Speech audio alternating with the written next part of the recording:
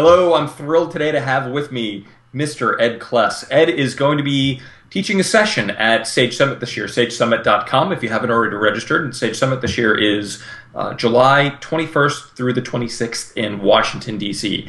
Ed's session, Avoiding Iatrogenic Consulting, is Monday, the 22nd at 4:30 p.m. And Ed, I'm now going to ask you the most obvious question of them all. What does iatrogenic mean? Thanks, Greg. Yeah, it's a kind of a big word in a session title.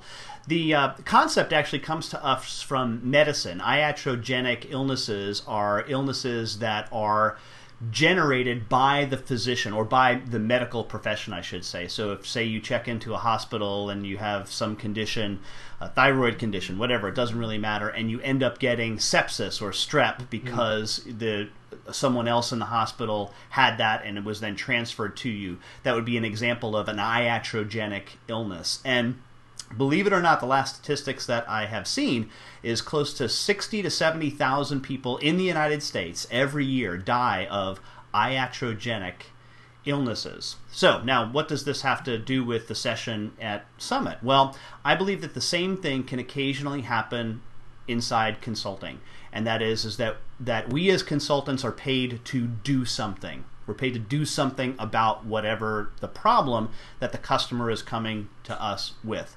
Unfortunately, sometimes the best thing to do is nothing. And what we sometimes do in doing something is causing harm.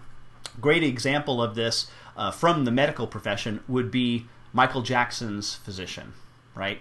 I believe this is true, by the way. If you want to kill someone, get them a personal physician. They'll be dead in a year.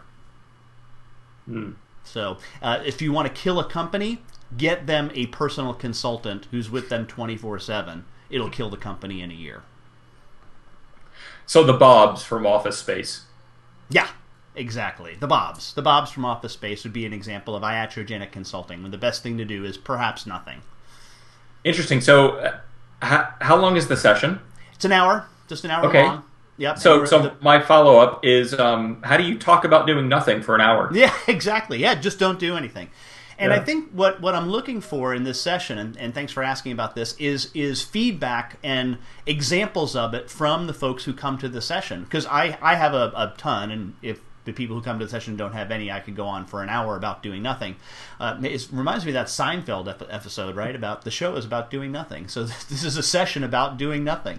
So what we're looking to do here is to share stories about, hey, maybe this would have been an example where perhaps taking a step back would have been the best thing. And here's the really neat part, is sometimes when I say do nothing, it's not necessarily do nothing forever. It's just do nothing now.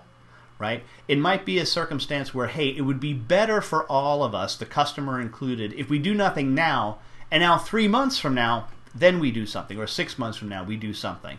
So in a lot of cases, it has to do with timing more than anything else. Interesting.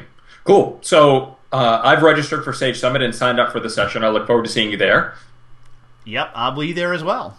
Thank you very much for your time today, Ed. All right. Thanks, Greg.